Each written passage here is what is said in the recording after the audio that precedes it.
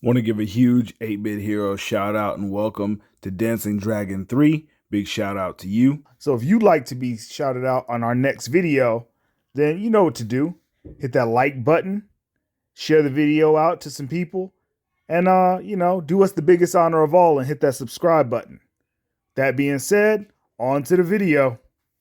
Yo, episode 4 of Bel-Air is out, and we got to learn a lot. I mean, a lot about these characters. So let's get into it. So first and foremost, we get Will. He's still being tracked by Rashad and the gangsters from Philly, and he's just trying to survive.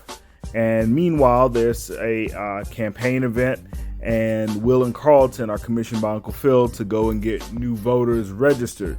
So Carlton makes a deal with Uncle Phil. Basically, if he can get a certain number of people registered to vote, then he can go to this race, because Carlton is a big car guy all of a sudden. Now, Will, who's been talking to Trey, and who's still scared about whether or not Rashad and them guys are going to come and get him, makes a deal with Aunt Viv. Says, hey, Aunt Viv, if I can work together with Carlton, sign a certain number of people up to vote, then can Trey come out, which is reminiscent to the original series where Trey comes to visit, Trey being played by Don Cheadle. Now, that being said, this episode is about Jeffrey. Jeffrey is not the butler, son. If you think Jeffrey is the butler in this series, you are dead wrong. Jeffrey is the bag man, all right?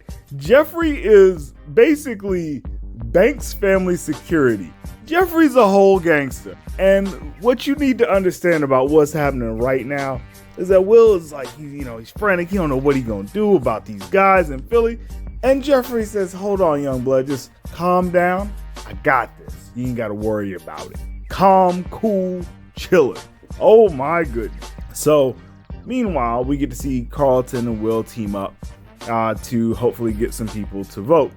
And what ensues is basically a well-crafted examination of their ideologies, being that they're from different socioeconomic backgrounds. And so they basically get into it about how Carlton isn't or doesn't really identify with the people of the lower middle class, whereas Will, because he's from the hood, he knows how these things work, because according to Will, every hood is the same, and I'm inclined to agree. Now, interesting parts about this episode: the dynamic between Hillary and Jazz. Oh man, so this was epic to me, because if you recall in the original series, there's always a little something between Hillary and Jazz, but because of the comedic elements of the series and how the characters played out, it never really gets fully explored.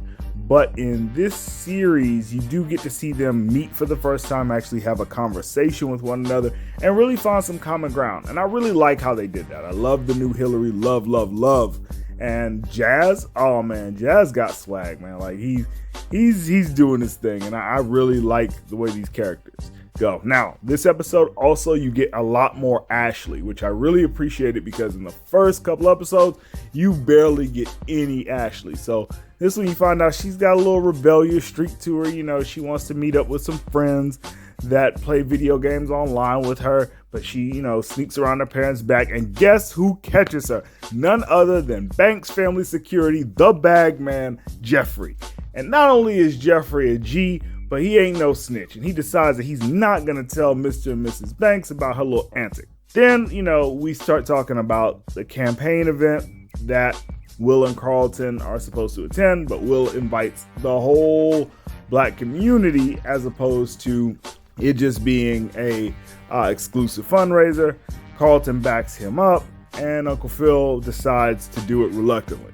Now, we got some problems with Aunt Viv in this episode. What's really getting me about Aunt Viv, because I do like Aunt Viv in this show, is that she got this little single friend, and this little single friend keep pumping her head up. Like, she's like, oh, you don't need to, be supporting Philip.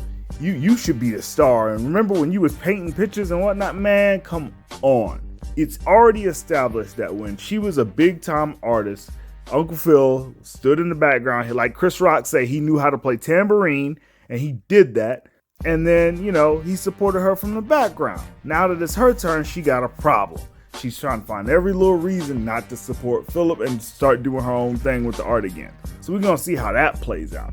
Also, so as good as this episode was going, here come Lisa. Man, every time she comes on screen, she takes me out of the whole situation. Like, I'm just like, man, she just doesn't fit in, man. She just doesn't. Like, the look of all the characters is on point, even Carlton.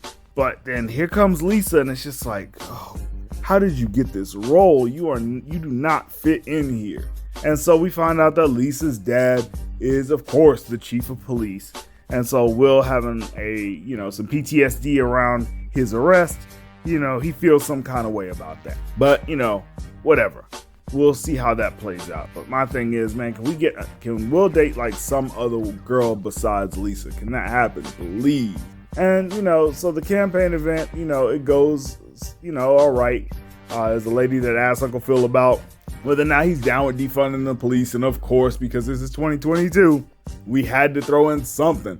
And yes, Uncle Phil says that he's down with defunding the police, even though the chief of police is right there, who's been a long-time friend of his. So, you take that for what you will. All right, so we end the episode with finding out that Rashad, the gangster that was, chasing after Will, is in fact dead. And, it don't take a rocket scientist to figure out who greenlit him. Definitely gotta be Jeffrey, the bag man, aka Black Alfred. So, with that being said, I give this episode a solid 9 out of 10. Really liked it. Still interested in the show. I'm gonna check in next week. I'm gonna review that too. So y'all let me know what you guys thought about the episode in the comments, and we'll see y'all on the next one. 8-Bit Heroes out. Peace.